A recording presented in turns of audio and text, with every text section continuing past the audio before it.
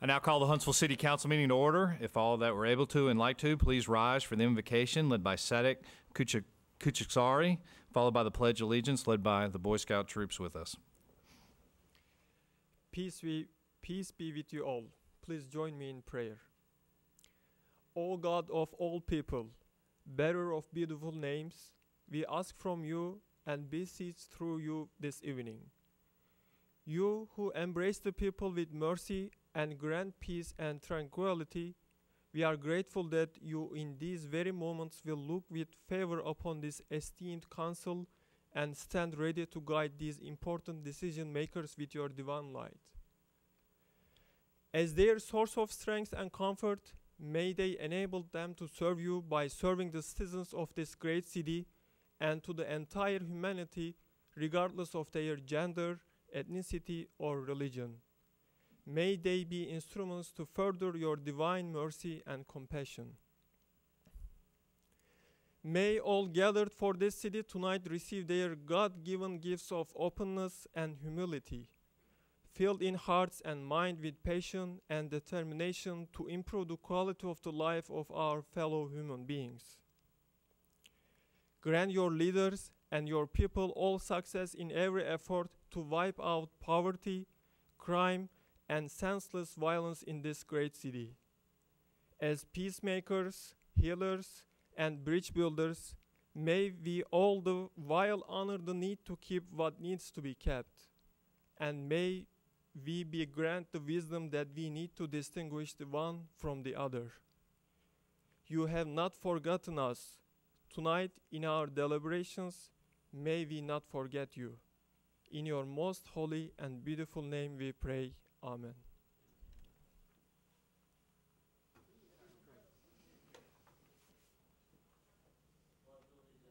the flag of the United States of America, and to the republic for which it stands, one nation, under God, indivisible, with liberty and justice for all.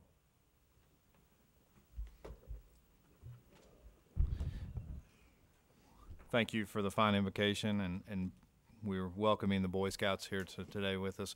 Would one of y'all like to go to the microphone and tell us what troop you're with and what badge you're working on? And I know we have two different troops, so if both of y'all could go, both troops. Yeah. Give us your name and troop number and tell us what badge you're working on, please. I am Randy Wiegman from Troop 7093, and we are working on the Citizenship and the Community Merit Badge. Great, welcome. Let us know if we can be of help. Would you like to go to the microphone, please?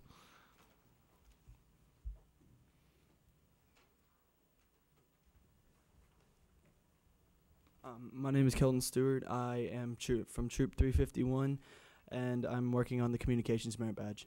Thank you. The minutes from the November 7th meeting have been received and they'll stand approved. There's no objections. We're now at resolutions and special recognitions. Mayor, you have the floor. Thank you, Mr. President. Every October, the Association of the U.S. Army holds one of the largest conventions and trade shows on the industry that works with the U.S. Army in the world, and it's in Washington, D.C. And for the past 5 years, when I have been going, we have had a team that has run in the 10-miler run. And I would like to ask Dr. Harry Hobbs to come up along with his 10-miler teammates who are here. They're all the young, fit guys who are coming up here right now. And Harry, y'all have had some great achievements. It seems like every year that you've won this race. And I want to recognize you for being the winners of the race and tell us about your storied history. Thank you, Mayor. We really appreciate the support from the city of Huntsville, Team Redstone, and the surrounding community.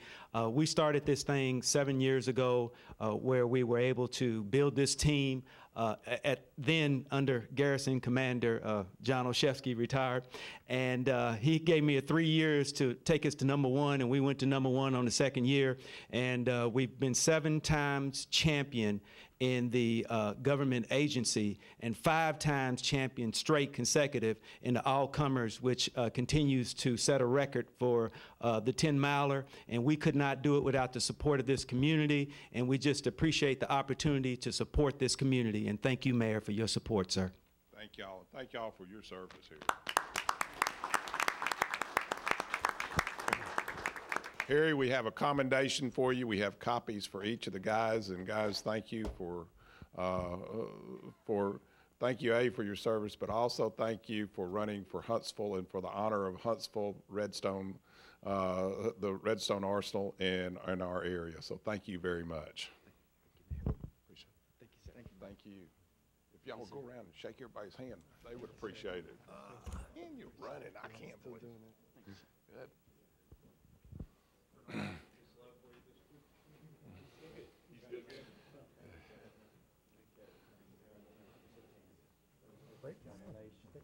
Thank you, Mr. Harry. Congratulations, guys. Great job, guys. Cool. Good seeing you guys. Cool. Congratulations, as always. You're a winner. You the man. Congratulations. All right. Congratulations. Cool. Harry, again, congratulations to you and all your crew. And if anybody needs some inspiration, Joey Cece, who is the administrator for the county government, he ran the 10-miler this past year. And so he's given all of us a challenge to come to Washington, D.C. and run that 10-miler, which is a great race to run. And also it's a great way to show your support for the troops. So thank you, Mr. President. Thank you, Mayor. We have a resolution recognition of Native American Month, November, and the contributions of Native Americans residing in the Huntsville area. Is there a motion? So moved. Second. Motion by Mr. Kling, second by Dr. Showers. Discussion.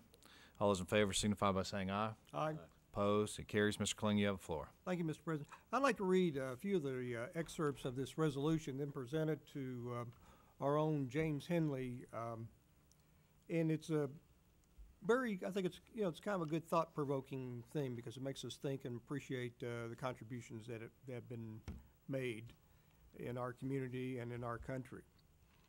Whereas the City Council and the Mayor of the City of Huntsville, Alabama are appraised that on August 3rd, 1990, President George W. Bush declared the month of November as National American Indian Heritage Month. The bill authorized and requested President Bush to call upon federal, state, and local governments, groups, and organizations, along with the people of the United States, to observe this commemorative month with appropriate programs, ceremonies, and activities. The bill passed the House, and the presidential proclamation was signed into law November 14, 1990.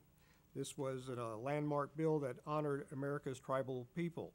Whereas on October 31st, 2013, President Barack Obama signed a proclamation designating November 2013 as National Native American Heritage Month, and to celebrate November 29th, 2013 as Native American Heritage Day. Whereas the area that now encompasses the state of Alabama and the area which is now Huntsville was once the homeland and tribal hunting grounds of a number of Native American Indians who had gotten great attachment to the lands and did staunchly defend their right to live, hunt, draw nourishment from the land. Whereas Native American Indians have volunteered to serve in the United States Armed Forces and served with valor in the nation's military actions from the Revolutionary War through the present day. In most of these actions, more American Indians served in the armed forces than any other group of Americans. Whereas Native American Indians have made distinct and significant contributions to Alabama, the United States, and the rest of the world in many fields, including agriculture, medicine, music, language, and art. Whereas recognition of the contributions Native American Indians have made to the structure of American society will provide an opportunity for all Alabamians to demonstrate their respect and admiration of Native American Indians for their important contributions to the political, cultural, and economic life of Alabama and the United States. Whereas it's most appropriate that American Indians should be honored and recognized for strengthening the diversity of our society, Native American Indian Heritage Month serves as a valuable opportunity for those Native voices to be heard and appreciated. Now therefore be it resolved by the City Council and the Mayor of the City of Huntsville, Alabama, that the month of November 2013 shall be designated National Native American Heritage Month in Huntsville, and encourage all residents of Huntsville to observe November 29th, 2013 as Native American Heritage Day. And at this time, Mr. President, I'd like to present this resolution to James Henley. And can I? Thanks.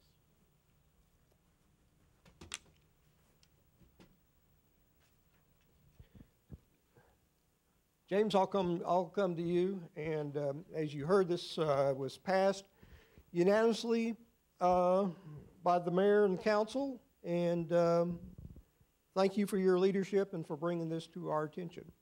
You're welcome to say anything you wish. Okay. Thank you, Mayor and Councilman. I appreciate this. It really means a lot. As Councilman Kling had said, this area started off as hunting grounds when John Hunt came to the big spring down here. And it also serves to recognize that the Trail of Tears, the true Trail of Tears, actually stopped down here at the big spring before they traveled more north to Tennessee. Currently, I'm working on some projects that I hope that y'all be able to help me out with. With the Trail of Tears, the true Trail of Tears as it came through here to mark the trail, and also to replace the Chickasaw Oldfields sign that was taken down when they redid the bridge over there going across the river, and just keep up making aware of what Native Americans have done in the past, and keeping a heritage to those children who have Native American history with them, so they can practice some of the things that the Native Americans brought to the world. Thank you, Councilman Kling. Appreciate it. Take everybody's hand up there.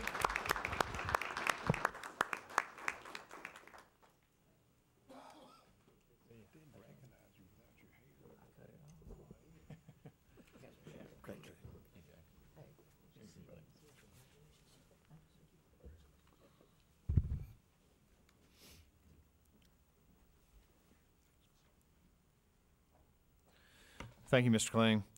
B is a resolution recognizing Bob Hayden for his role in history as an honor guard, 3rd Infantry, and his service during the funeral proceedings for President John F. Kennedy 50 years ago this week. Dr. Showers? Move to approve. Second. Motion by Dr. Showers, second by Mr. Kling. Discussion. All those in favor signify by saying aye. Aye. Opposed? It carries. Dr. Showers. Thank you, Mr. President. I am delighted tonight to acknowledge Bob Hayden. The record will show that this citizen that resides in our city today is a part of history 50 years ago. Now the City Council and the Mayor of the City of Huntsville are apprised that on August the 3rd,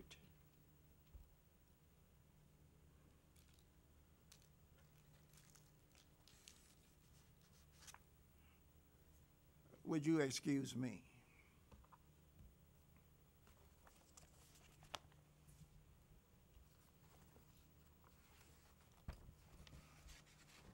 Let me tell you what just happened.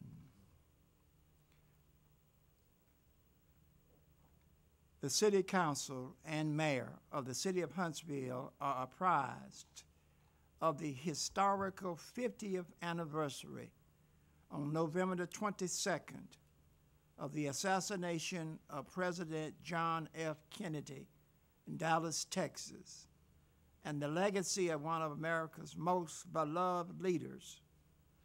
This time also brings to mind Bob Hayden, a Huntsville native and graduate of Alabama A&M University, who participated in an important part of the funeral proceedings for the deceased president as one of the first blacks to serve on a White House honor guard. In 1960, Bob Hayden was drafted into the U.S. Army during a time of social and racial unrest in our country. While stationed in Arkansas, an officer asked if he would salute the commander-in-chief and was told a definite no. Not with the way blacks were treated in the military at that time. He felt the promise to defend the Constitution was not to be enjoyed by black servicemen. However, he decided rather than a failure, he was going to be a success. He did everything he was ordered and never complained. Whereas eventually he was transferred to Fort Myers in Virginia, which provides personnel for the honor guards at the White House. Bob was told black men didn't have the ability or the means to know how to do the specific job, and felt he was assigned to the honor guard to make that point. Instead, he did his job so well that he stood the first watch at Arlington National Cemetery following the president's funeral. Whereas on the ill-fated November the 22nd, 1963, Bob was taking a leisure day away from his usual duties that included serving in the honor guards at the White House. He had performed as part of a drill team for President Kennedy only a few nights before and received a written note for a job well done. Bob was aroused from sleep and began watching television to learn the president had been shot and had died. Stunned and speechless, he arose and reached for his uniform, knowing he would be a part of history. And whereas even though President Harry Truman had issued an executive order in 1948 to immediately integrate the military, blacks were still spared. They joined the White House honor guard only when John F. Kennedy came into office. First Lady Jacqueline Kennedy noticed there was no blacks in the inaugural parade and brought it to the attention of the newly seated president. And whereas during Bob's 72 straight hours of duty, he was instructed how to stand, not to blink or stare, to know what he's going to be doing, but not to get caught up in the moment. There were 30-minute breaks to eat, shower, use the bathroom facilities, and change uniform. He performed his duty without regards for his emotions. Whereas the 7th man-hour guards arrived by motorcade at Andrews Air Force Base to greet the body. From Andrews, they went to Bethesda Medical Center for the autopsy. After narrowing the selection of the coffin to 3, the First Lady asked the honor guards to make the final selection by secret ballot. They then traveled to the White House, to the East Room for the viewing to begin at 8 o'clock in the evening. Bob Hayden was present when First Lady Jacqueline and daughter Carleen kneeled at the president's coffin the night before the funeral. He was there during the procession from downtown Washington across the Potomac River to Arlington National Cemetery and stood the first watch at Arlington after the funeral, culminating those 72 hours. And Bob came to the realization that the inequities exhibited towards blacks was not about him. It was about the 30 million others who looked like him. He had to look within himself and make the alteration, change his personality and his behavior. Now, therefore, be it resolved that the City Council and the Mayor of the City of Huntsville, Alabama, acknowledges Bob Hayden's action during this crucial time in the history of our country to express his belief of inequities in a quiet manner and to provide himself and others of his race a capable and deserving of more responsibility in all areas of life in America. I am delighted tonight to ask Bobby Lee Hayden if he would come up, and I'm going to ask the council and the mayor to stand as I present him this resolution tonight, acknowledging him for honor that he has brought on Huntsville, this state, and this nation. It is a delight for me to have a man in our presence who was there 50 years ago with our President John F. Kennedy.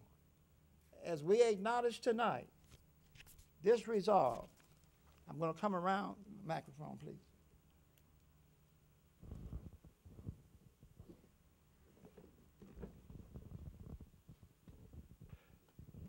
I believe, would you come down here?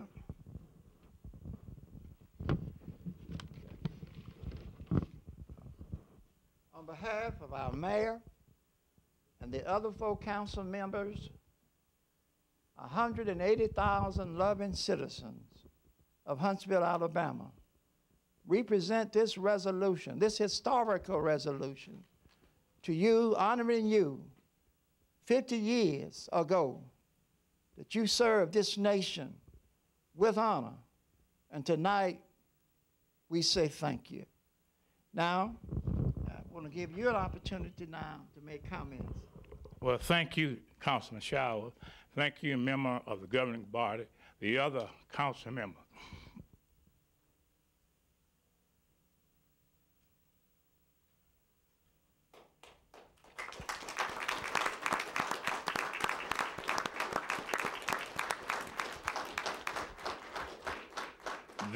This is the part that I lost in that 72 hours and 50 years, the emotion. I worked many hours to stare, not to be emotional, not to get caught up in it. But I refused to accept the advice of the medical team to see a psychiatrist. And now it haunts me. I thank the citizens and the council for this resolution.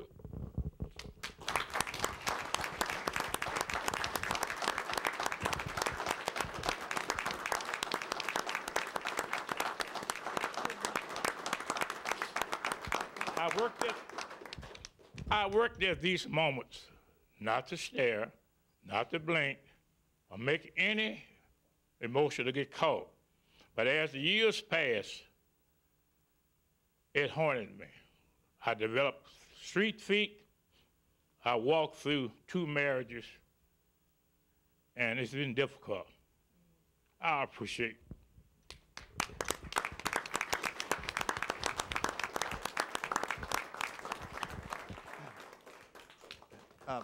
Bobby Lee, I'm going to ask you to come back up. I'm going to ask you to come back up just before. Thank you. Yeah. But see, on this night, 50 years ago, I know exactly what I was doing. I had gone down for some reason, and I had conned the supplier out of 6 uniforms and 20 shirts. I said, man, you don't know what's going to happen, but I need them. Had no idea what I was going to need them for. So when I was told at the end of the barrel, Sergeant Elder Johnson, who was in the magazine, walked up. He said, this is the defining hour. All the woofing you have done, I'm going to put you in the history book. We have created a new position to guard the internal flame. You up first, thinking I didn't have the shoes and the uniform to do it. I said, Sergeant, gotcha. It's what I tell you about that word, gotcha. And I went, had a shower, came out with a startling new uniform. And everybody in the outfit, where did you get it from? I can't tell you. But I had 6 more to follow. And it's been a trying moment these past 50 years. I tried to reach Jim Felder in Sumter, South Carolina. Today, a female answer said he doesn't live here anymore, and that's all. I said, why could a man 77 years of age at this point in time change address? Don't know where he is. Couldn't find his son. Out of 200 plus men, Caroline was sworn in as the ambassador to Japan last Wednesday, somewhere out there, and Colson in Fairhope, Alabama, the man who held and trained Blackjack and myself. We are the only one that said, good afternoon. Everybody in that outfit has received the dash above the head sir. At 76, 182 days, I'm wondering why I'm still here. I guess to get this award tonight. Thank you. It has been the lack of taking advice of counsel, of medical advice, you have these moments. I thought when I was a tough guy, I was all right. But I see tonight I'm not. Thank you, sir.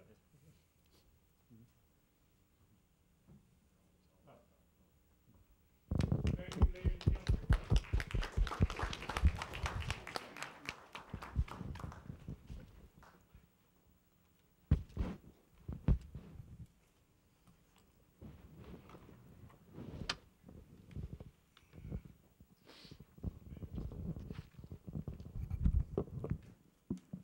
Next, we have a resolution in recognition of the 90th birthday celebration of Mother Willie Mae Draper to be held on November 23rd, 2013 at the Dr. Terrell Harris Family Life Center. Move to approve. Second? Motion by Dr. Showers, second by Mr. Kling. Discussion. All those in favor signify by saying aye. Opposed? It carries. Dr. Showers? Mr. President, I will be presenting this resolution on behalf of the mayor and the council at this ceremony. And tonight, we would just simply acknowledge that we will be presenting this to her on this particular august occasion at the True Life Church of God in Christ on Pulaski Pike, where the Reverend Dr. Harris is the pastor. Thank you, Dr. Showers.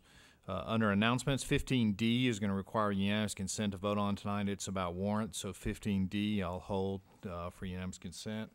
And then I just want to announce that the council meetings in December are a little bit different than normal. On December 5th, we will have our regular council meeting, and also December 19th, we will have a regular council meeting. On December 12th, we will have personnel hearings. So December 5th and December 19th are the regular council meetings. We have no business with outside legal representation. We're now at public hearings to be held.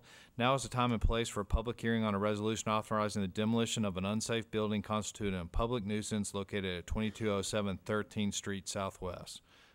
Is Mr. Binion here? Mr. Binion. Yes, we have photos here. This is 2207 13th Street Southwest. We're asking the council to authorize demolition of an unsafe building constituting a public nuisance located at 2207 13th Street Southwest. The above referenced property was cited August 29, 2013 as a public nuisance. The owners were issued a notice to demolish the structure. No work has been done. The property was inspected by an independent contractor, and they found the structure is not economically feasible to repair. Notice, photos, and the evaluation are included in the attachments. Therefore, it is my recommendation that the City Council declare such conditions to be a public nuisance and order the structure to be demolished. Thank you. Does anyone from the public wish to address the council on this particular issue? Seeing none, the public hearing is closed. The chair moves for approval. Second? Second by Mr. Kling. Discussion. All those in favor signify by saying aye. Aye. Opposed? It carries. Now is the time and place for a public hearing on a resolution authorizing the demolition of an unsafe building at 3905 Gunnison Lane Northwest. Mr. Binion. We're asking the council to authorize the demolition of an unsafe building constituting a public nuisance located at 3905 Gunnison Lane Northwest, the accessory structure only. The above referenced property was cited August 22nd, 2013 as a public nuisance. The owners were issued a notice to demolish the structure. No work has been done. The property was inspected by an independent contractor, and they found the structure is not economically feasible to repair. Notice, photos, and evaluation are included in the attachments, and we're recommending that the City Council declare such conditions to be a public nuisance in order the structure to be demolished. Thank you, sir. Does anyone from the public wish to address the council on this particular issue? Seeing none, the public hearing is closed. The chair moves for approval. Second. Second by Dr. Showers. Discussion. All those in favor signify by saying aye. Aye. Opposed? It carries. Now is time and place for a public hearing on ordinance number 13781, rezoning property lying on the west side of U.S. Highway 231 South and north of English Drive from Residence 1A District to Office District. This public hearing was set October 10, 2013 at the regular council meeting. Ms. Leto? Lisa Leto, Planning Division. This is 3.23 acres of land lying on the west side of U.S. Highway 231 South and north of English Drive. It's the hatched area that you see here. Here's the parkway. The rezoning request is from Residence 1A District, which is a single-family zoning district, to Office District. The land is currently vacant, and Planning Commission has recommended approval of this rezoning request. Thank you, Ms. Leto. Does anyone from the public wish to address the council on this particular issue? Seeing none, the public hearing is now closed. Is there a motion? So moved. Second. Motion by Mr. Kling, second by Dr. Showers. Discussion. All those in favor signify by saying aye. Aye. Opposed? It carries. Now it's time and place for a public hearing on ordinance number 13783, zoning newly annexed property lying on the east side of Williams and Broad Drive and north of Dug Hill Road to Residence 1 District. This was set October 10, 2013 at the regular council meeting. Yes, this is 1.11 acres of newly annexed property. It's the hatched area you see here on the east side of Williams and Broad Drive. The proposed zoning is Residence 1 District, which is a single-family zoning district. There is an existing single-family home on the property, and the zoning would be consistent with the other zoning in this area. And Planning Commission has recommended approval. Thank you, Ms. Leto. Does anyone from the public wish to address the council on this issue? Mr. Timberlake, state your name and address for the record, please. Ralph Timberlake, 2117 Atkins Drive, Huntsville, Alabama, 35810. I rise to find out if this property already has the infrastructure already there, or is the city going to be required to put in some type of new infrastructure? Thank you, sir. Ms. Leto, could you answer that question, please? Yes, there's a fairly new subdivision here just to the south of the property, so there is city infrastructure in the area. The property owners are responsible for any work that has to be done on their property to extend to the city lines, but otherwise the city services are already in place. Thank you. Does anyone else from the public wish to address the council on this issue? Seeing none, the public hearing is closed. The chair moves for approval. Second. Second by Dr. Showers. Discussion. All those in favor signify by saying aye. Aye. Opposed? It carries. Now is time and place for a public hearing on ordinance number 13-785, rezoning property lying south of U.S. Highway 72 West and on the west side of Burr Green Road from Highway Business C4 District to Commercial Recreation C5 District. Ms. Leto? Yes, this is 24.73 acres of land. You can see here is Highway 72, and here is Burr Green Road. The area we're talking about is the hatched area here. The current zoning is Highway Business C4 District. The property owners have requested Commercial Recreation C5 District. The property is currently vacant, and they would like to put an entertainment venue development in this area. And Planning Commission has recommended approval. Thank you. Does anyone from the public wish to address the council on this issue? Public hearing is now closed. Is there a motion? Move to approve. Motion by Dr. Shower, second by Mr. Culver. Discussion. All those in favor signify by saying aye. Aye. Opposed? It carries. Thank you, Ms. Leto. We have one public hearing to be set. We have a resolution to set a public hearing for Kirk Parker and Lula Parker doing business as Starship Limousine Service. The chair moves to set the hearing. Second. Second by Dr. Showers. All those in favor of setting the hearing say aye. Aye. Opposed? It carries. Mr. President, Dr. Showers. is it necessary to have the date that the hearing is going to be set? I'll check. Right now, we're just going to prove that we're setting a hearing. I don't know the date. Communications from the public. When I call your name, you have 3 minutes to address the council. Mr. Rusty Lascelles.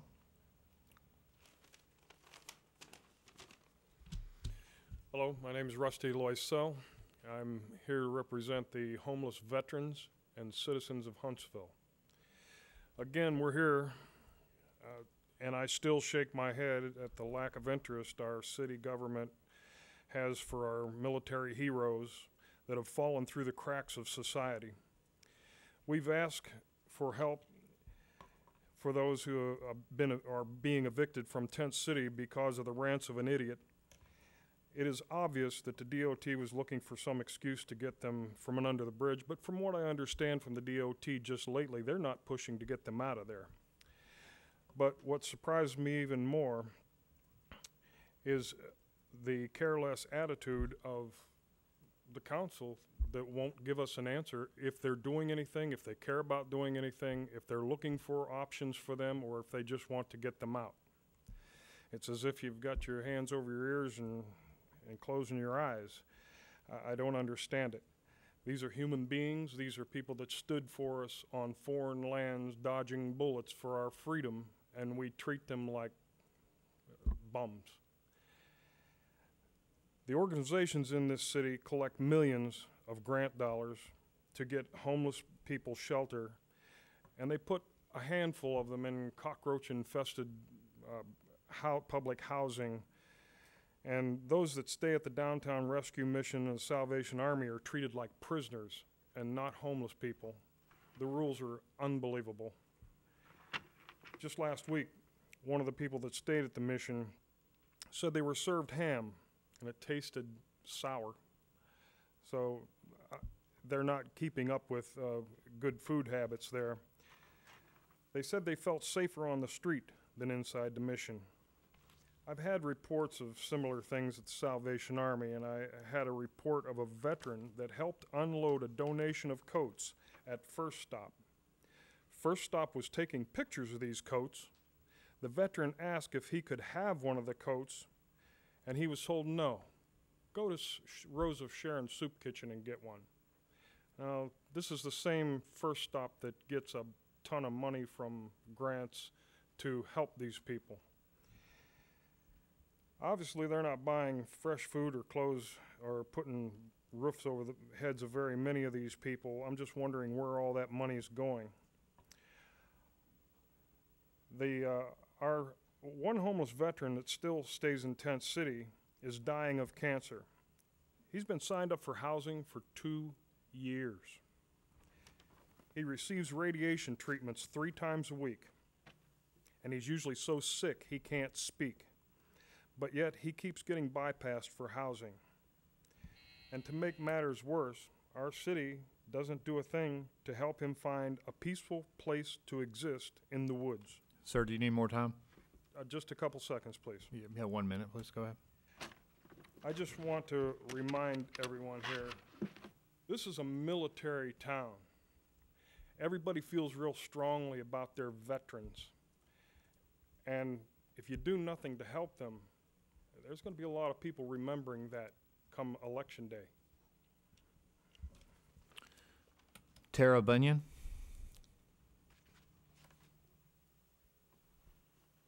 My name is Tara Bunyan, and I'm at 1222 Kingsway Road Southeast. Welcome. Just wanted to announce that there is actually a way for us, everyone here, to become invisible. It's a new invention.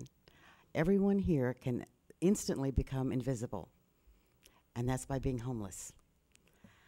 I just wanted to list a few people who've been homeless in their lives.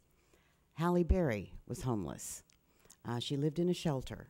Frank O'Day, now co-owner of Canada's second largest chain of coffee shops, he was homeless due to a drinking problem. The singer Jewel, fired from her job and kicked out of her apartment, she was homeless. Suze Orman, you know, the financial guru, she lived out of her van for 4 months. Daniel Craig, the new James Bond, he lived on park benches in London. Ella Fitzgerald was once homeless.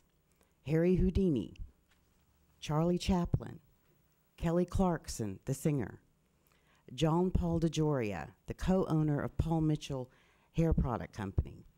Actor-comedian Steve Harvey, he was homeless for 3 years. Burl Ives was once homeless. Don Imus was homeless. Eartha Kitt was homeless. Baseball player J.R. Richard was once homeless. Colonel Harlan Sanders of KFC Chicken was once homeless. Martin Sheen, William Shatner, yes, William Shatner, He lived in a camper on his pickup truck after a divorce. Howard Tate, a Grammy-nominated singer and songwriter. He was homeless for 10 years. Shania Twain was once homeless. Jean-Claude Van Damme was once homeless. So the next time you see a homeless person on the street and you look away or you roll up your window, don't look at them necessarily as homeless, okay? And the last thing that I'll leave you with, for I was hungry and you gave me food. I was thirsty and you gave me drink. I was a stranger and you took me in, naked and you clothed me. And the king shall answer them and say unto them, Verily I say unto you, inasmuch as ye have done it for one of the least of these of my brethren, you have done it to me. We're entering next week the period of Thanksgiving.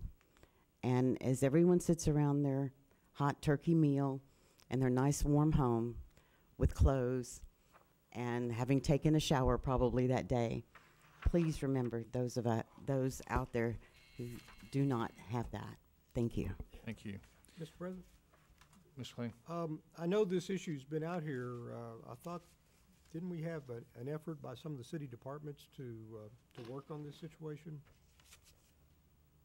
I don't know if it was community development, but I thought that there was some contact that was being made to provide assistance, because I think this was brought up a couple weeks ago. You asking me? I guess I'm asking. I don't know, Mr. Benya, I'm not trying to put him on the spot, but I thought some of the city departments were looking into. We did have some meetings concerning these issues, and we worked with the agencies who we give grant money to address some of the concerns. Most of their concerns were along the lines of working with the shelters to alter some of the rules that would help some of the homeless vets that are under the interstate. Other rules were they were trying to get more people to come in for services. There's no just one solution for all the different problems associated with homelessness, but we do have an effort to try to increase the services to them. Some of the vets don't want the services that we offer. Some you can't get to come in for the, out to the shelters. So we just don't have answers for all of them, but we do put considerable amount of money into homeless prevention, but it comes down to individuals and what their preferences are.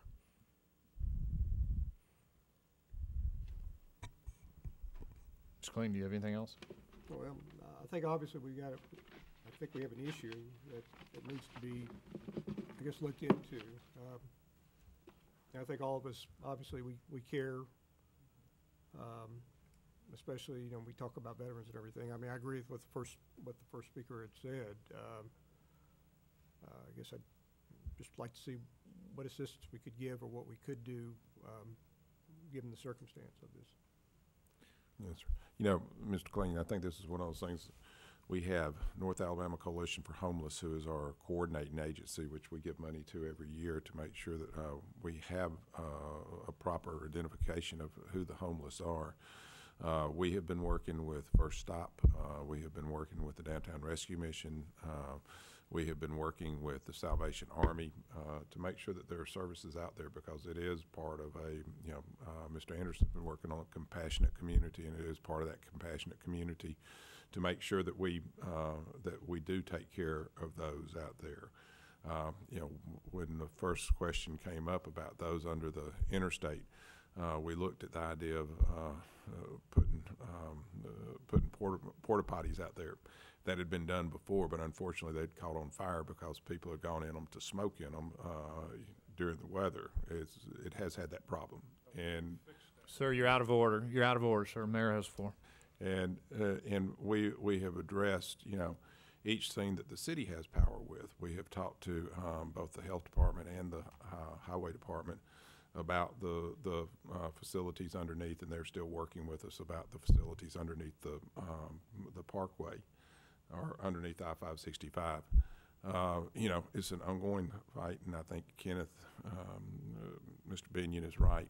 When we start talking about each one as an individual person and individual problems, and each one of their problems are a little bit different from the others. And we have groups who are out there working with them. sorry that Mr. Loisel does not, we appreciate your focus on this, but we have groups which we have funded through the city to make sure that we do take care of those who are homeless, and we hope that we work with them on a day-to-day basis. We work with them on making sure that we coordinate our activities and that we work to end homelessness as much as we can. But there's a crowd out there who we probably will never be able to end that homelessness, but we will try, and we will continue to try. Thank you. Eric Broyles. Eric Broyles, 871 Mill Road. I would like to reiterate the concern about the homeless situation. I've only recently become involved with this as recently as September, when I first started hearing about the possible eviction. Since that time, I have tried to provide assistance to them in the form of food, firewood, clothing, and what's come to my attention is that, number one, these are very good people. Some of the gentlemen there are people that could be my grandfather, and are veterans, as has been said, and I respect that. And I think they deserve our respect. Number two, I have some very specific concerns about the timing of this possible eviction. The last that I had heard was that there's a target date of kicking them out on 1 January, which strikes me as utterly bizarre given the climate. This is going to be the coldest part of the year, and I guess I would ask very specifically why, what is driving the city or the ALDOT to impose this move upon them at this particular time of the year. And then the second specific concern that I have is what alternatives to, are we just going to kick them out? Or is there another location? Because obviously some of these people may not just want to live in a shelter, and I think that's their right.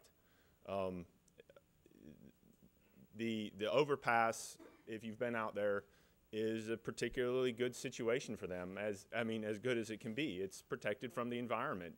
And for these Boy Scouts can probably chime in if they wanted to, but if you've ever been camping and you know if it's cold, it's kind of unpleasant, and if it's wet, it's a little bit unpleasant. But if you're cold and wet, that's a particularly bad combination. And that overpass helps them avoid that to a large extent.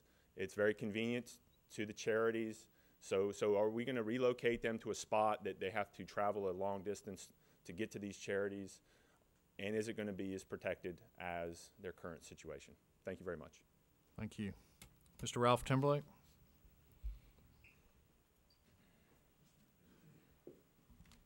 Good evening, Ralph Timberlake, 2117 Atkins Drive, Huntsville, Alabama, 35810.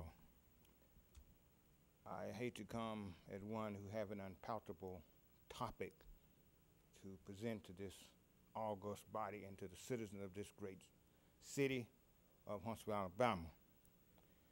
It is a shame that we continue to blame the victim. I just want to come to inform you, as a veteran, I empathize and I sympathize with my fellow veterans who are under such great strain and stress. For us to say that those who have offered the full measure, who have stood in the gap for our freedom, that we can so callously address their concerns, I must admit to you, I'm heartless. I mean, I can cry as well to Mr. Hayden about this, but I'm very concerned. I was particularly concerned because of two reasons. As a veteran, as you well know, A&M, a veteran, an organization that just got a veteran-friendly award, will not honor its Purple Heart recipient. Veterans who we know, who is documented by the authority of the United States government as offering up the full measure. No, they did not give it, but it was indeed offered. That is a shame for them to so callously and dismissively state that they will not honor this right given to these veterans by their state legislators, by their elected officials, signed into law by their governor. I believe that some of the plight to which some of these veterans are suffering under the bridge emanates and have its roots within the United States Postal Service.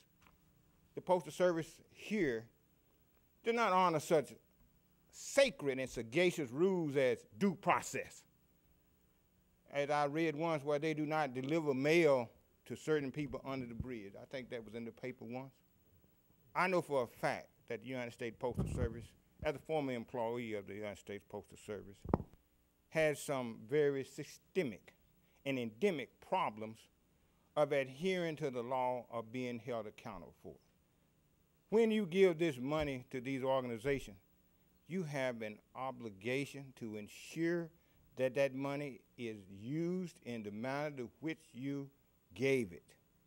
It is not simply enough for you to give them the money and then turn a blind eye and say, I gave it. I'm reminded of a parable where a ruler once forgave someone of a small debt. And his reward for forgiving was for this other guy Mr. Trindley, do you need more time? 1 second, thank Sure. you. To go and be harsh to someone who owed them a great deal less. Let this council not be guilty of such. As always, thank you and have a wonderful Thanksgiving. You too. Thank you. Mr. Chris Dayton?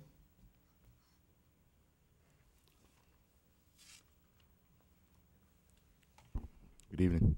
Good evening. My name is Chris Dayton, 1906 Wooddale Drive.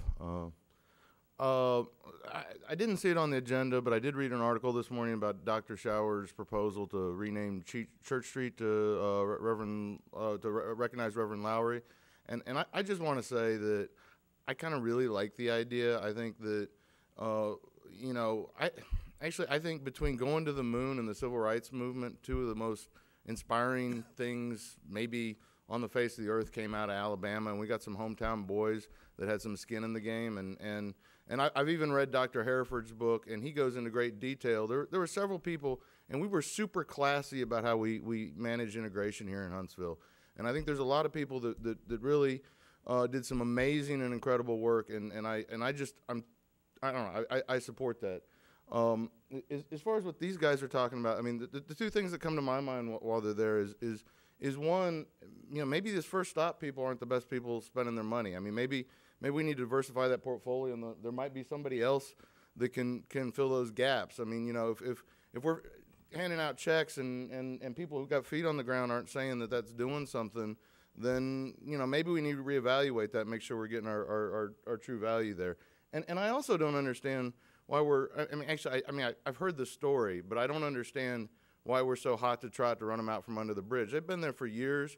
And, if it's a risk that's, it's maybe a health risk to themselves, and if they're happy there, it's been fine. And it is a nice, natural, out of sight. Nobody knows it's really there unless you're paying attention. And anyway, so I just thought I'd say that. Y'all have a happy Thanksgiving. Thank you. You too. Thank you. Mr. Alan Simonis?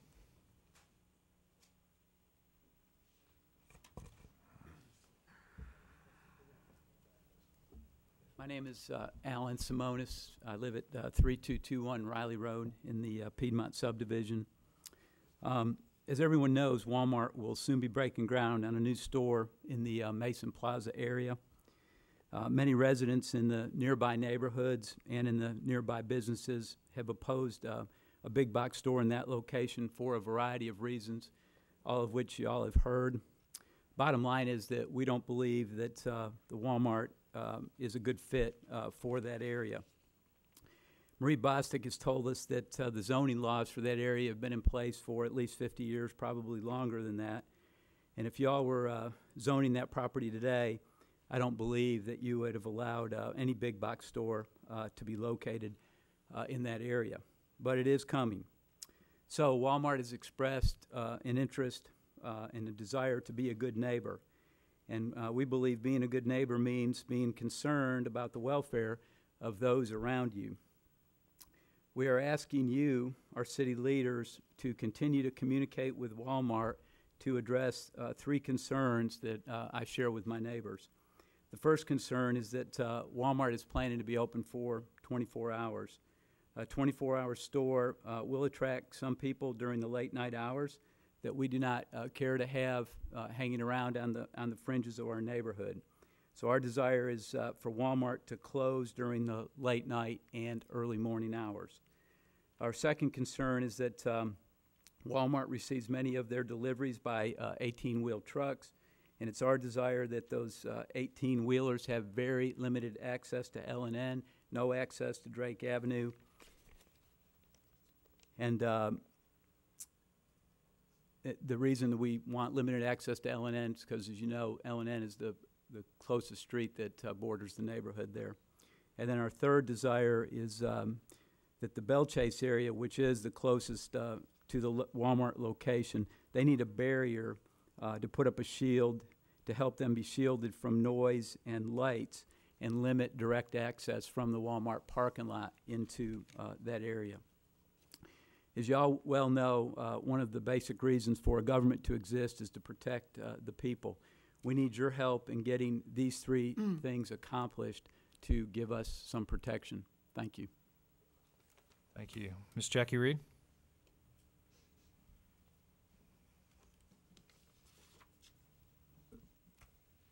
Good evening. Good evening. Thank you. Of course, I got to start out with thanks for allowing public input.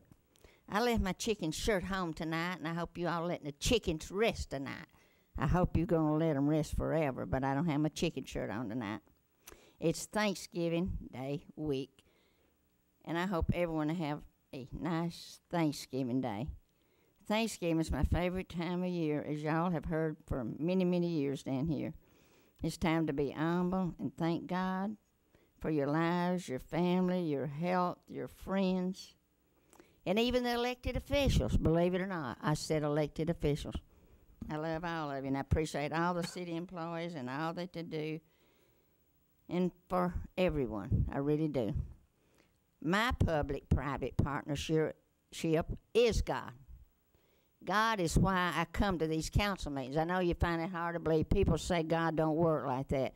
Well, you can't prove that by me, because I wouldn't be down here if I didn't have the faith and the courage and the strength from the man upstairs. That's my boss. It don't cost no money to be his public-private partnership. You don't ask too much out of me, and that's a good thing. I tried to be good tonight. I don't want to get too much involved, but I really am concerned about what's going on downtown. Hurry up and get through with downtown. We have a real problem downtown trying to get through the streets. Don't tie us all up through Christmas. Hurry up. I don't know how much money it's going to cost, but I'll find out. But every time you go downtown, you got a detour here, you got to go there, and you can't get here, and you can't do. I don't know what you're doing or what you're doing going on.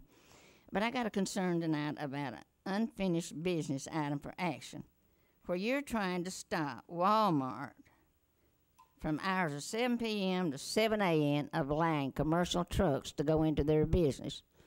You know, as powerful as I believe that you all were up there, when Walmart came into planning department talking about being located into that area there, when we already put up a fight down there on Airport Road, that none of you got involved, got in the planning department and tried to figure out what all was going on out there. And why did you not require and demand? You're that powerful. Don't tell me you're not. You amend everything on this paper anytime you want to. You could have demanded a traffic study and said, we will not put up with this in this city. Don't ever tell me you don't have that much power up there, because I go to planning department, the zoning, the variance, and you can just do anything you want to. But now you're telling them they can't do commercial property and they can't stay open. You know what, that old song? It's a little bit late to do the right thing now. I love you and have a nice Thanksgiving. Thank you. You too. We're now at 8, Huntsville utility items. Are there any items you'd like to hold, council members? And Mr. Olszewski is going to abstain from voting and recuse himself from this issue. We have 8A is a resolution authorizing approval and purchase of fire retardant clothing. B is a resolution authorizing approval to extend the unit line clearance contract for the period of 10/1/2013 through 9/30/2014. C is a resolution authorizing approval to extend the hourly line clearance contract for the period of 10/1/2013 through 2014. D is a resolution authorizing approval to extend the herbicide tree growth contract for the period of 10/1/2013 through 9/30/2014. E is a resolution authorizing the purchase of the annual licensing support for Intergraph products. The chair moves for consolidation approval 8A through 8E. Second. Second by Dr. Showers. All those in favor of consolidation approval say aye. Aye. Opposed? And keep in mind, Mr. Olszewski abstained from that vote. We're now at board appointments to be voted on. 8A1 is a resolution to reappoint Mrs. Betty Fletcher to the Huntsville-Madison County Airport Authority for a term to expire October 23rd, 2019. Move to approve. Motion by Dr. Showers, a second by Mr. Culver. Discussion. All those in favor say aye. Aye. Opposed? It passes. 3 is a resolution to appoint Ben Bragg to the Beautification Board for a term to expire October 1st, 2014. The chair moves for approval. Second by Mr. Olszewski. Discussion. All those in favor signify by saying aye. Okay. Opposed? It carries.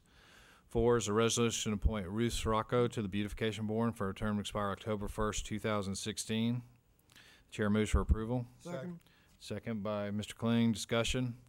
All those in favor signify by saying aye. Aye. Opposed? It carries.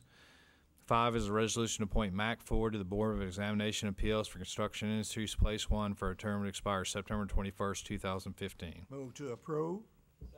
Motion by Dr. Shower, second by Mr. Culver. Discussion. All those in favor signify by saying aye. Aye. Opposed? It carries. Are there any board appointment nominations?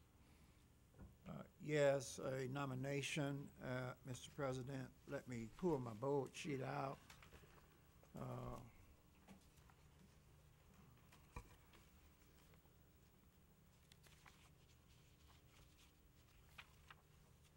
Marked it off here.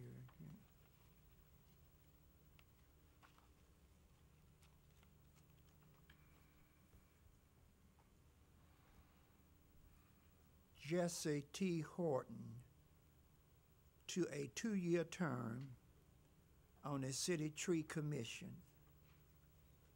Have a nomination for Mr. Horton on the City Tree Commission. Are there other nominations?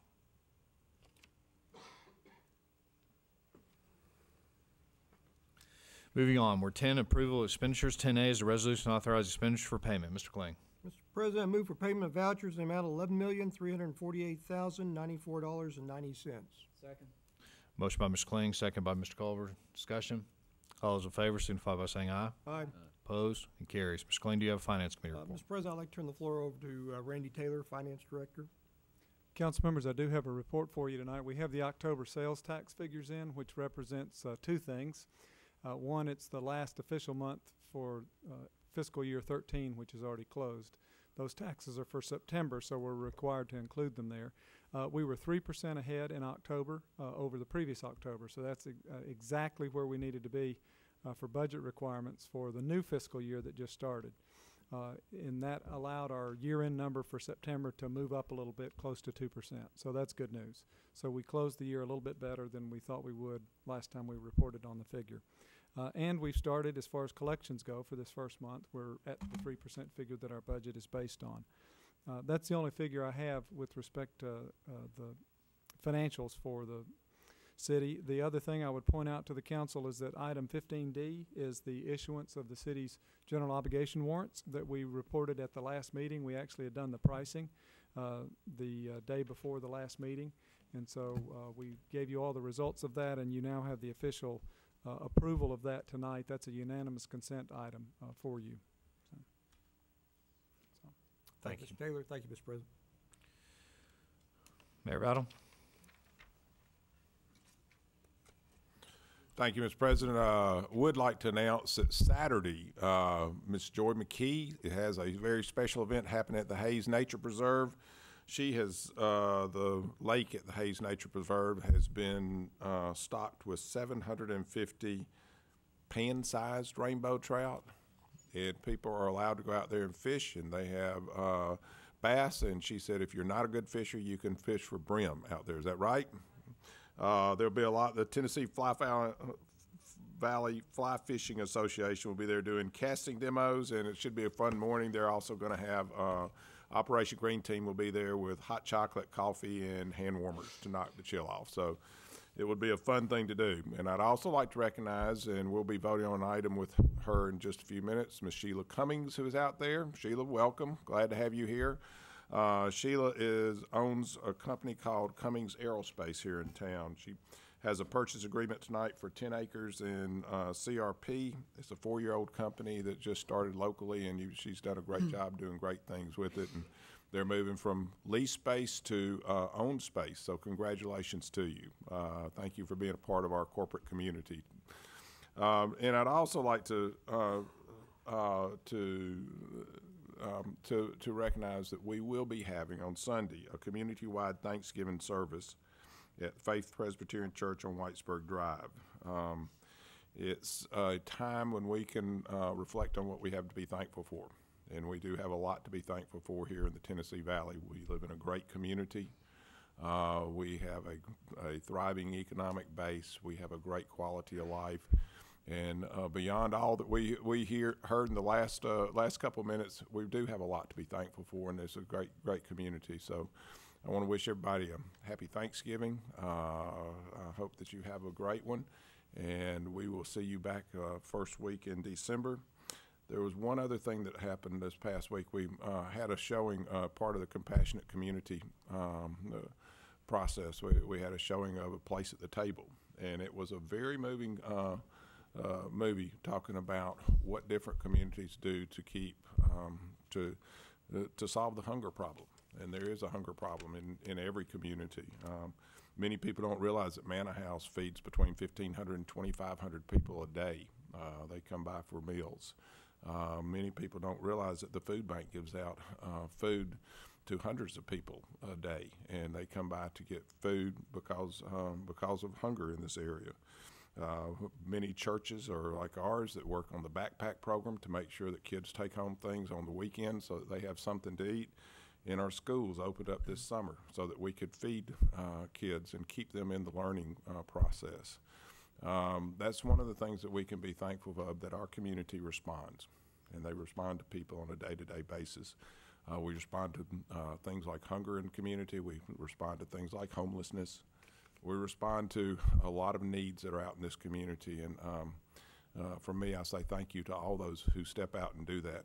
They do that from their heart, and that's what makes a great Thanksgiving in this community. So thank you. Thank you, Mayor Battle. Mr. Culver. Thank you, Mr. President. The gentleman that you see sitting beside me here is Mr. Elliot Hinton. He's not a stranger to the council here. He's a student both at Oakwood University and Calhoun Community College. I would like to digress, if I may, for just a moment, and Mr. LaSalle, I believe. First of all, I want to say I want to get with you, sir, even tonight, and let's exchange information. I have my card with my cell on it as well, because I want to work with you as it relates to our homeless.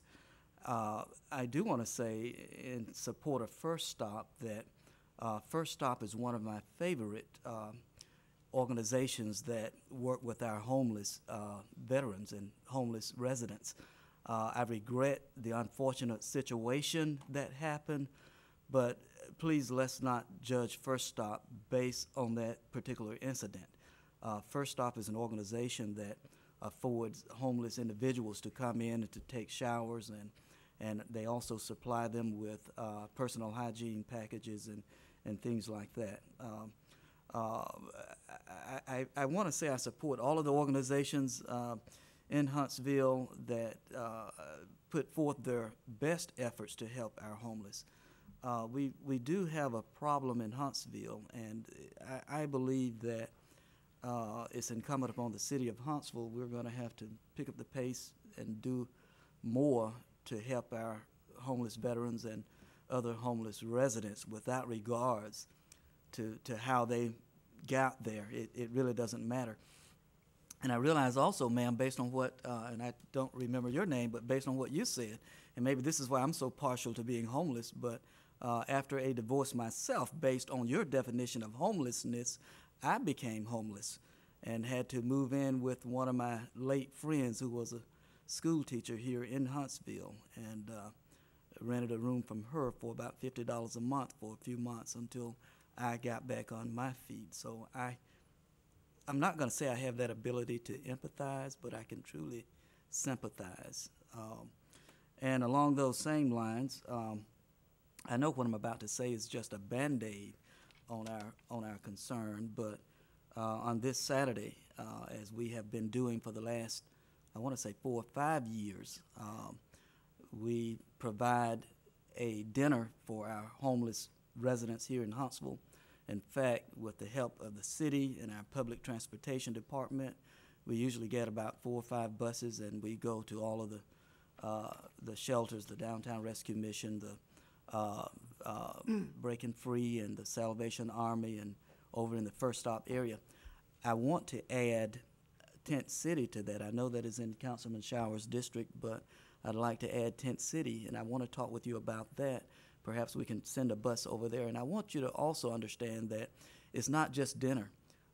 We supply blankets, we supply coats, we supply care packages, we actually supply school supplies for homeless children. There are a lot of homeless children in Huntsville. So I want to talk with you about that to see if it's feasible, and if Tommy Brown is here, I may have to increase that request from 4 or 5 buses to, I remember I got your email, you're going to be here, to maybe more buses depending on how many homeless folk that you have. But this is something that we've done yearly in conjunction with Macedonia Church off of Worthy Dupree Road. So I want to see you after the council meeting. Also, I'm sorry, I don't mean to take too much time. While I'm digressing, I was very happy to see all of the activities that happened with the veterans, from the parades to all of the other events. But one that really stuck out in my mind was an event that was held at Lockheed Martin on the UAH campus with USO, which is an organization that volunteer to provide care packages to our troops who are overseas. Those troops, those men and women who will not get an opportunity to be home with their families for the holidays. And as we were filling and stuffing those boxes, I was just looking at the various things in there, from the ginger snap cookies to the foot warmers to the hand warmers to the candy canes to the Christmas trees with ornaments and the footballs and all of the other goodies that were in that box. And it just kind of took me back, like, this is the closest they're going to get to enjoying the holiday season, primarily based on what is in that box. And it just made me feel real good with that. Having said that, Mr. Hatfield, today, I really enjoyed having lunch with you and a part of your crew down at Public Works. It just speaks volumes to how much we appreciate our employees. And the singing and playing and the food was all good, and keep it up. To me, nothing motivates morale any more than supervisors and department heads taking the time out to express their appreciation to their employees. We try to do it from here, but you're in a position to do it even better, so we thank you for that. Trying to see if I missed anything. Oh yeah, I want to wish all of you a very, very happy Thanksgiving, and don't eat too much turkey and dressing. Thank you. Thank you, Ms. Culver. Mr. Kling. Thank you, Mr. President. One of the things that I like about city government, and I think here at the City Council we spend a lot of time and energy, very positive, is dealing with and addressing neighborhood concerns. We've had meetings in the past where members of the Mayfair neighborhood have come down concerning the impacts of the dance studio, and we've tried to get the police department and traffic engineering to work to make some improvements. I guess a little over a year ago, we had residents from 5 points come down about the house over on Ward Avenue that had a lot of overgrowth, and it was disruptive for the neighborhood, and we took some action to try to improve that situation. Throughout the city, we have neighborhoods that come down, and the council as a body, we work to try to provide some solutions or provide some assistance, and you know, that's one of the benefits of being up here is that I think we all pull together and we get things done. The Midtown neighborhood has been here before. We've heard from them, and they've had, I think, a very valid case when they brought the issues about the impacts that the Walmart is going to have on their neighborhood.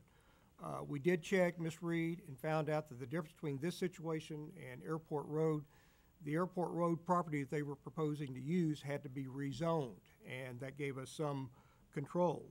This property had, as I think Ms. Bostic had said, had been in that zoning classification, heavy industry, going back to about the time that the Parkway was built in the early 60s, so that there was no rezoning that was required on that. So that kind of took it out of our hands largely. There have been some things that have been done, and the neighborhood has come up with many good ideas.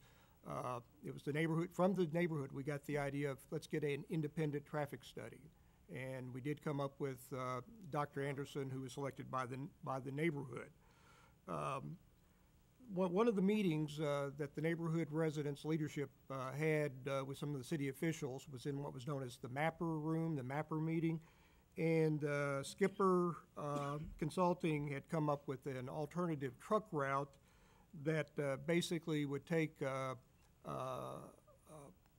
routing, instead of going down L&N, going down Drake Avenue and making a right-hand turn onto L&N, that they would go in basically off the Parkway onto Shawnee Drive, which came from Skipper.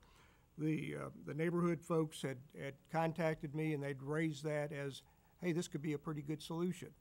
And with that, I'd gotten in touch with Shane Davis and asked Shane to see if there's a way we could get a formal commitment or agreement out of that. Reason is, in addition to the Parkway, which is one of the major arteries in this city and even in the state, but if there's a little cushion or buffer we can do from the neighborhood, yeah, we want to try to do that. Similar over on Longwood Drive next to the UAB parking deck, there's a problem with those big bright lights flashing into the neighborhood, keeping people up and everything. Working with Natural Resources, we were able to get those lights redirected so that they didn't, impact the neighborhood, but they still, was an example of UAB wanting to be a good neighbor, and that worked out. I guess, Shane, can you kind of give us an update on the contact that you've had and where we are on trying to get something worked out that would reroute the delivery trucks? Councilman Kling, as I think you and other council members are aware, it's been a busy week with this issue. I think all you received the letter from Parkway Place Mall, the owners of CBL Properties, strongly urging against the proposed ordinance. They've got 94 retailers. We have a vibrant retail center there, and anything to disarm that or change that dynamics of that center could change the dynamics of a neighborhood. So we set out to start working with Walmart to try to find an alternative solution instead of an ordinance change. Walmart is cooperating. Their logistics department makes the determination of final routes. The store is not at the stage for their logistics department to get engaged. They're probably 60 to 90 days out from where they would pass off a new store. Naturally, they're building new stores all over the country, so there's a process within their corporation. So they're 60 to 90 days out from their logistics department finalizing that route. They know our request. They know the neighborhood's request. Their logistics department is going to work through that, and they want to be a community partner. Okay. The idea of the concept actually came from Walmart's consultant, Skipper, and I understand that they're looking into it, and I appreciate what you have done. If they say, okay, we will do the routing where we'll go down the Parkway and come up Shawnee Drive and come in by that way, what guarantee is it that they would just say that and then kind of go away? Do they have any way that you can verify and keep them from and make sure they do that? Yeah, in talking with them, their logistics department is very strict, and once they pick the truck route, you know, their drivers are reprimanded, and it's to protect their goods and services, to make sure that, you know, a driver's not pulling off at an exit and, you know, taking goods and services off the trailer and then going back. And so they're monitored by GPS units. So if the truck leaves the truck route that's not undesignated by the logistics company, there's reprimands. So most of the time they lose their jobs because they want their goods and services to be guaranteed shipment. The GPS actually tracks the truck then, and Yes, sir. Yes, sir.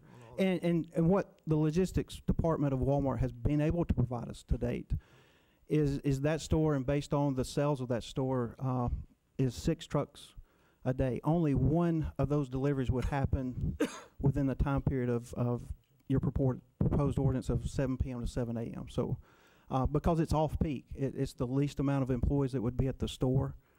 So naturally, those type deliveries, they want to refrain from happening as much as possible. Shane, I understand that under the zoning that, you know, they can be open 24 hours a day, but I think the neighborhood has made compelling arguments about the impact of the neighborhood, and I guess, you know, as far as the hours. So I would hope that we can at least pursue, you know, raising that flag to them about, you know, if there could be some cuts on the hours. So instead of being open all night, you know, 10 or 11 at night and reopen at 6 or 7 in the morning or something like that. But, you know, I think, you know, there's a neighborhood that's going to be greatly impacted by, you know, this facility going next to it, because it's, as Barney Fife says, the only word to describe it, it's big. It's just a big facility, and it's going to be open 24 hours a day. So, you know, appreciate the work that you have been doing. I know you and I have had a lot of talked about this, yes, and, you know, appreciate, you know, the contact that you've had with them. And we're going to continue to have that type of dialogue with them and with you, Councilman Kling, and back to the neighborhood. Okay. I think one thing that's happened in the past as a result of the contact that we've had is that the acceleration, deceleration lanes on the Parkway and L&N are going to be paid for by Walmart, not the city. Is that correct? Yes, sir. We're not incentivizing the development for anything. Okay. They're paying for all aspects of the development. A gentleman raised the issue about a barrier. I don't know what type of barrier or shield could be put up, but, you know, I guess it wouldn't hurt if we could look into that and see what, if anything, could be done.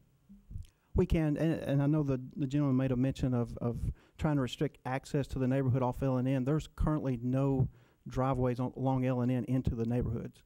So there's no access from L&N Drive into those neighborhoods. We don't plan on the city putting a public road to create that type of access to the community. Okay, well, thank you, and obviously you and I will be staying in touch, but appreciate your good work. Yes, sir. Thank you, Mr. President. Sure. Thank you, Mr. Kling. Dr. Showers. Thank you, Mr. President. I want to raise a question. On November the 7th, this council passed a decision to overturn an action that was recommended by the Personnel Committee. I want to ask tonight, that was done on November the 7th. Today is November the 21st, and one of the principals in this situation was just informed by a employee where this action originated. I want to ask the attorney that's here tonight, when the council moved to overturn the decision, the moves that had been made, number one, a individual was promoted to an interim position pending an appointment. Another person was moved from a position to a given appointment. When the motion to overturn, would you explain as brief as you can what that entails in terms of where it started from and what it happened, what does it mean now that we say go back to where it was? Well, the decision of the council was simply that, Mr. Showers, to overturn the decision of the Personnel Committee, which in essence meant to vacate or to rescind the promotion that was made. There really was no other specificity in the decision of the council in terms of direction. So that Mr. Thomas is here and can explain the procedural mechanics of how that occurs, but in essence, the the person who is promoted to the position no longer has that position. Pending the rehiring process, the department head would have to make a decision, which is within the department head's authority, to determine who, if anyone, would be serving as an interim or in an interim capacity. I don't know whether that's been done or not. Mr. Thomas might be able to answer that question. But the decision of the council was simply to rescind the promotion. Yes, sir. Council, as a result of that decision on November the 7th, I did see a letter from the council president that the decision was to overturn that decision of the Neighborhood Services Program position and to vacate that position. So information or a letter was sent to the individual that was promoted stating that effective November 25th, which would be the beginning of a pay period, that they would no longer be in that position. That information has been sent to that individual. The reason we did that is we always make position changes at the beginning of a pay period. So the position has or will be vacated as of Monday. And all the individuals that applied that are eligible have been sent notification to let them know that their application will be reconsidered and that the interview process will take place afterwards. Mr. Thomas, I appreciate your explanation. Can I ask that, going back to the original positions that were out there before a decision was made to appoint and a grievance was filed, the fact that this was overturned, does that not create the opportunity for the person that was in the acting role and the other position that was recommended to fill the acting position, does that send everybody back to the original start? When you say back to the original start, the individual that was actually promoted was sent back to their original position. It is left up to the discretion of the department head whether or not he wants to have someone serve in a out-of-class capacity. Whether it's that individual who served before or another individual, that's left up to the discretion of the department head. But you have a policy that deals with that. And I'm just going to ask tonight not to take any more time if we would go back to the policy manual and follow the policy manual on this respect. Thank you so much. Sir. Yes, sir. Mr. President, I am delighted tonight to acknowledge this has been a busy week for all of us. The mayor's been out of town, council members been here and there, but I would be remiss if I did not acknowledge tonight. I had 2 stops today. One at Public Works, a reference that has already been made. Mr. Hatfield, is he here tonight? Yeah. Thank you. We were invited down to that division today, and Mr. Kling asked me, did I hurt myself? And I told him I did. You had a wonderful Thanksgiving luncheon for the workers of our city, and certainly for those of us that was invited to attend. It is a delight to see our city support the people who make Huntsville what it is. I want to certainly commend Tara Hatfield for that. I also went over to the Bradley, Arant, Bolt, Cummins.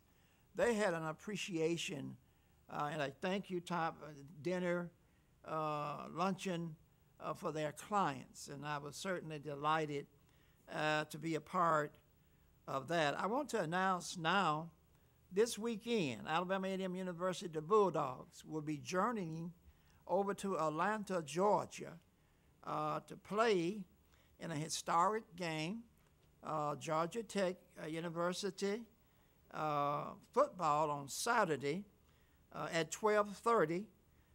Let me encourage all of the supporters of Alabama A&M University that's going. Many has already left. Many will be leaving tomorrow, Saturday morning. Be safe on your way to the game.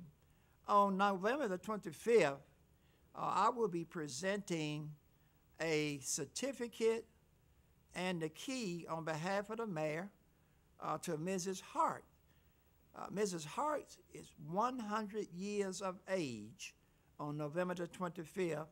So on behalf of this council and this mayor, I'll be presenting a 100th birthday certificate and the key to the city on behalf of the mayor, which is certainly just a delight. Again, that's Mrs. Hart on November the 25th will be 100 years of age. I am just delighted to now, Mr. President, are you still there? And to the rest of the council members, you've heard references to an icon. 500 appointees by the presidents began with John F. Kennedy, who had the foresight and the vision to present the Presidential Medal of Freedom. Most of you saw on national news on yesterday that 16 other persons with diverse backgrounds was also recognized to receive the medal from the president. Dr. Reverend Joseph Lowry, an icon who resides in this city, whose father had a business downtown. I've asked Ms. Sandra Cutts, I want her to come to the podium at this time, and I just want her again to share the highlights of why we believe 50 years ago, a man who has been acknowledged a favorite son of Alabama, and certainly Huntsville, Alabama, to have a street acknowledged in his honor. Ms. Sandra Cutts. Good evening, and thank you for the opportunity to provide you with a snapshot of an individual who, as Councilman Showers said, was given honor by the president by receiving the Presidential Medal of Honor in 2009. But we also here in Huntsville have an opportunity of honoring him. Therefore, it deems only fitting to recognize Reverend Joseph Lowry in an appropriate manner, such as naming the road known as Church Street in his honor. This would serve as a testimony to the service and accomplishment of this great Huntsvillian, along with acknowledging the historic significance of Church Street. Specifically, Church Street was a childhood home of Reverend Lowry. Church Street was a location of black businesses before the Reconstruction, and also Reverend Lowry's father had a business on Church Street. Thus, the historic significance of Church Street would certainly be one of the most viable ways to honor Reverend Dr. Joseph E. Lowry, Alabama and Huntsville's most distinguished historic icon and native son. Joseph Enoch Lowry was born on October 6, 1921 in Huntsville, Alabama, to Leroy and Dora Lowry. He experienced the extreme hatred towards blacks living in the Deep South at an early age. After graduating from William Hooper Council High School, he attended Knox College, Alabama A&M College, and graduated from Payne College. From Ku Klux Klan altercations to police brutality, Lowry endured decades of racism. These experiences led him to the ministry and to become a leader in the civil rights movement. Reverend Lowry had long been recognized for the vital role he played in the leadership and deep personal commitment to the American civil rights movement. The name Joseph Lowry is nearly synonymous with the words civil rights. For most of his life, Lowry was a key figure in the national civil rights activities dating back to the 1950s. A Methodist minister, Lowry besides the Reverend Martin Luther King Jr., served as a visionary whose contributions were pivotal to the success of civil rights movement. His contributions earned him the title, the Dean of the Civil Rights Movement, because of his diligence, determination, and determination to create equality to all races and ethnicities. In 1952, Lowry became a pastor of Western Street Methodist Church in Mobile, Alabama, where he quickly became involved in the civil rights movement. In 1957, he co-founded the Southern Christian Leadership with Martin Luther King Jr., Fred Shuttleworth, Ralph Abernathy, and several other leaders. He presided over SCLC's chapter in Atlanta for many years and was a national president from 1977 to 1997. Relying on their faith, these men worked together to create equality within the United States through peaceful actions. Lowry secured a place in history of the civil rights movement by being a strong advocate of several peaceful acts such as the Montgomery bus boycott, the Salem to Montgomery March. During his fight to equality, the state of Alabama filed a libel suit against Lowry and the SCLC. Although clearly innocent, they were found guilty in order to pay $3 million. This legal attack, however, did not deter Lowry and the SCLC, who used the libel suit, harassment, disrespect, and even abuse they endured to fuel their hunger for equal rights. Lowry's journey in the civil rights movement was difficult, yet he persevered and remained strong when mankind needed him the most. Lowry's contributions to equality and civil rights did not go unappreciated. His relentless human rights advocacy, dedication, achievements, and contributions during more than half a century of civil service are far too expansive to list, but mention may be made for such honorable recognition as Reverend Lowry has been awarded several honorary doctorates, including one from Alabama A&M University and the University of Alabama. Organizations such as the NAACP and the Urban League have honored him with Lifetime Achievement Awards. One of his most memorable awards was delivering the benediction prayer during the historic 2009 inauguration of President Barack Obama. And again, in 2097, Dr. Lowry was also the recipient of the nation's highest civilian award, the Presidential Medal of Honor, the Presidential Medal of Freedom, bestowed on him by President Obama. What a sincere way that we can show our appreciation to this Huntsvillian by renaming the church street in his honor, the icon, the historic icon, and our native son, Reverend Dr. Joseph E. Lowry. Thank you. Thank you so much, Ms. Cutts, for allowing us to hear some background on Dr. Lowry. I was privileged by the people of the 5th District in 2008 to attend the delegation that was there, that the nomination was given to our president. I was there in 2009 at the inauguration when I was made to feel proud as an Alabamian when this giant of a man came up at the end of the ceremony to do the benediction on behalf of America. And so tonight, I want to thank my fellow council members, this mayor, and the citizens of Huntsville for allowing me the opportunity to have read to you Dr. Lowry's contribution that he has made. A man that's 92 years old.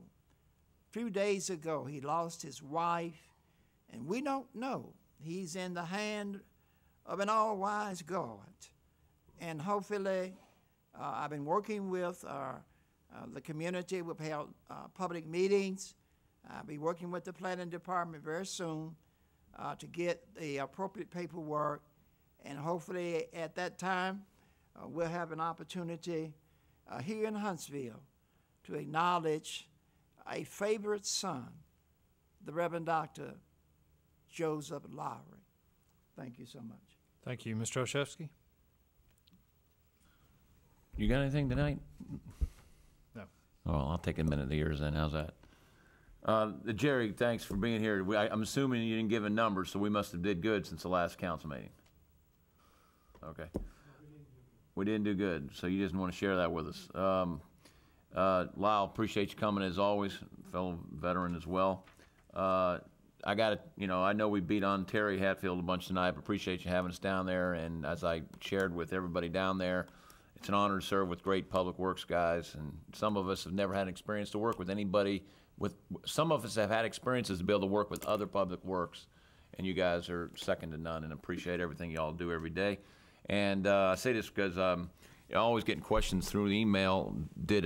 Are we working on anything in South Huntsville? And I'll just share with you that I've talked with some leadership, and there's things moving in South Huntsville and looking at different things, and not willing to share all that right now, but it's not just sleep. I got to talk a little bit about this veteran homeless thing. Yeah.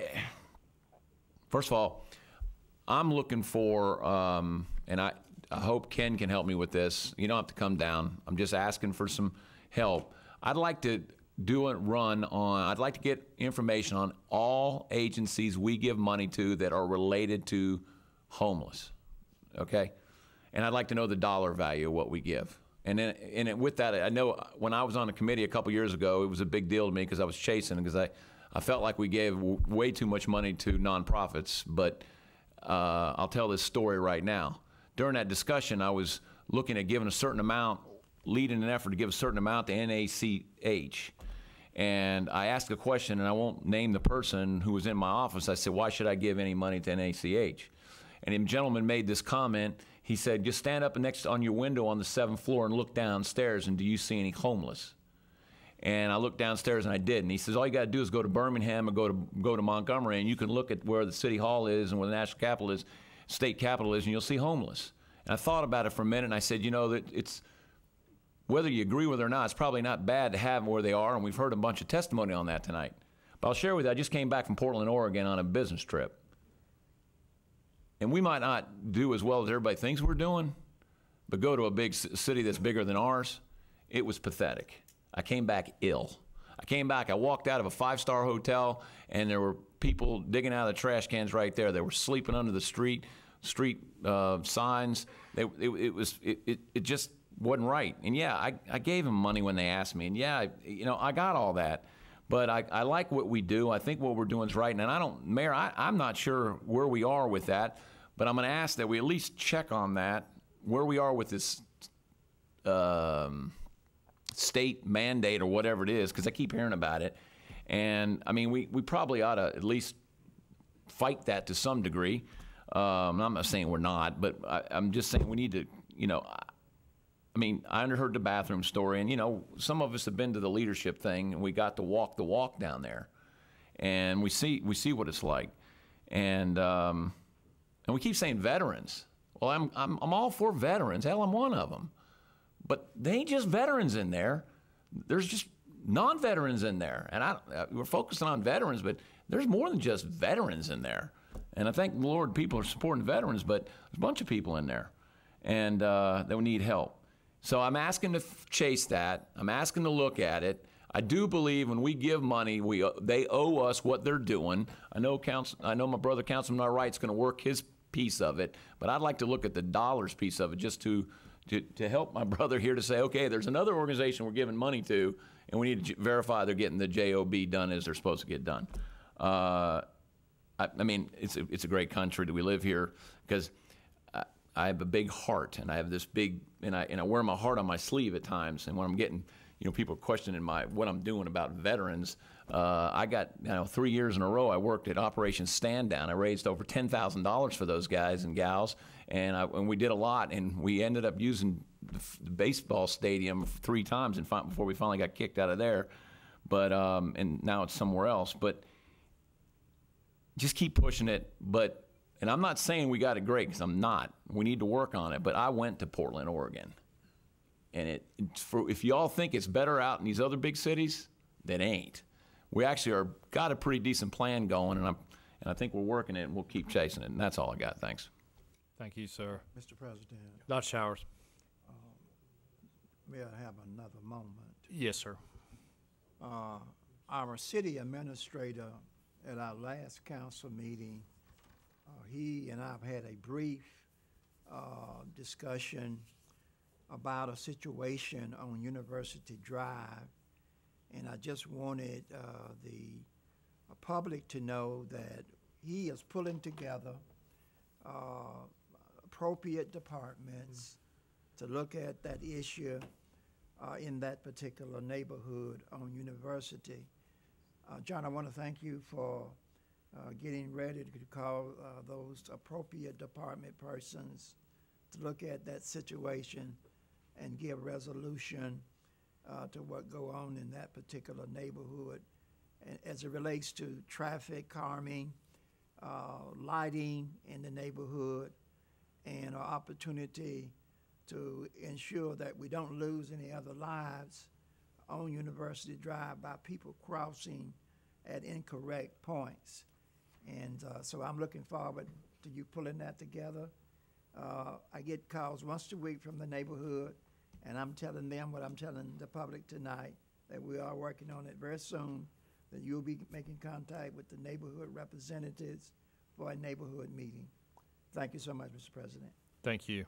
We're now at 13, unfinished business items for action. 13A is ordinance 13896 to amend section 25132 of the Code of Ordinances to prohibit operation of commercial vehicles on certain city streets between the hours of 7 p.m. and 7 a.m. This was introduced November 7, 2013 at the regular council meeting. Mr. President, I'd like to make a motion and bring this up, and after that, I'd like to make a motion to table it afterward. So you have a motion to approve. Is there a second? Second. Second by Dr. Showers. Mr. This President? item's on the floor for discussion. Okay, I would so move to make a motion to table it this time. Second. Mr. Kling has made the motion to table. Dr. Showers second. All those in favor of tabling say aye. Aye. Opposed? It's tabled. We have no business items for introduction. We're now at 15, new business items for consideration action. As I mentioned previously, 15D is being held because it requires unanimous consent. Are there any other items you'd like to hold? Hearing none. 15A is a resolution authorizing the mayor in agreement with the low bidder meeting specification outlining attached summary of bids for acceptance. B is an ordinance to amend budget ordinance number 13630 by changing appropriated funding for various departments and funds. C is a resolution authorizing acceptance of donations. E is a resolution authorizing the mayor to execute an amended agreement between the City of Huntsville and Huntsville Housing Authority for the provision of alternate police services. F is a resolution authorizing the mayor to enter agreement with Smith Engineering Company, Inc. for engineering hydraulic services for Whitesburg Drive and Drake Avenue Drainage Basin Study, project number 6514 DM04. G is a resolution authorizing the mayor to amend the contract with Miller & Miller, Inc. for Redstone Gateway Package I-Lake F Package I-4 Concrete Box Culverts, project number 6512 SP23 by change order number 1.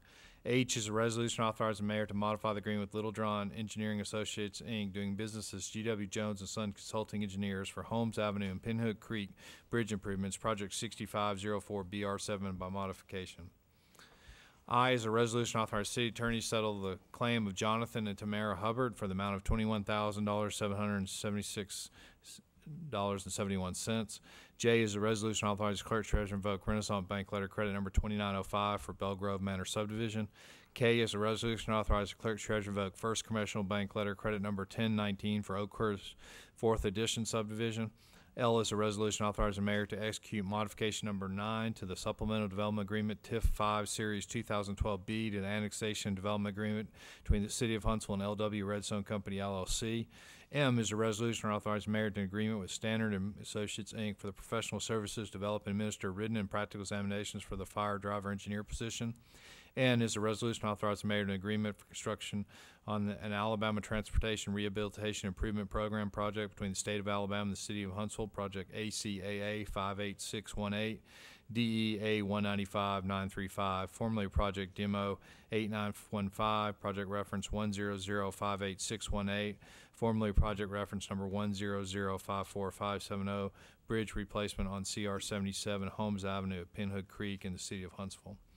O is a resolution authorizing the mayor to accept a grant from the Alabama Emergency Management Agency to provide funding for the training of hazmat team members. P is a resolution authorizing the mayor to accept a grant from the Alabama Emergency Management Agency to provide funding for the support of local emergency management agency. Q is a resolution authorizing the mayor to real estate contract with SMC Enterprises LLC for the sale of approximately 10-acre tract of land in Cummings Research Park. R is a resolution authorizing the mayor to execute an agreement between the City of Huntsville and Cityscapes LLC for parking modifications and easements for real property at Clinton Avenue and Monroe Street. S is a resolution authorizing the mayor to sign the plat entitled Mark C. Smith Drive subdivision. T is a resolution authorizing the mayor to sign the plat entitled Dynetics Phase 5 at Cummings Research Park West. The chair moves for consolidation and approval of 15A through C, 15E through T. Second. We have a motion consolidated approved by the chair, second by Dr. Showers. All those in favor signify by saying aye. Aye. Opposed? It carries. D is ordinance authorizing the issuance of 77,050,000 general obligation school warrants, Series 2013C, and 24,970,000 general obligation warrants, Series 2013D. The chair moves for unanimous consent to consider Second. this item tonight. Dr. Showers will second that. Mr. Culver, how do you vote? Aye. Mr. Olszewski? Mr. Kling? Aye. Aye. Chair votes aye. We have unanimous consent. Chair moves for approval. Second. Second by Dr. Showers. Discussion. All those in favor signify by saying aye. Aye. Opposed? It carries. We have one deed for acceptance. It's 23.22 acres from Hylas Inc., acquired on 8/16/1999. The chair moves for approval. Second. Second by Dr. Showers. All those in favor of accepting the deed say aye. Aye. Opposed? It carries. We're not non-roster communications with public. If you want to address the council, please go to the microphone. Second. We're adjourned.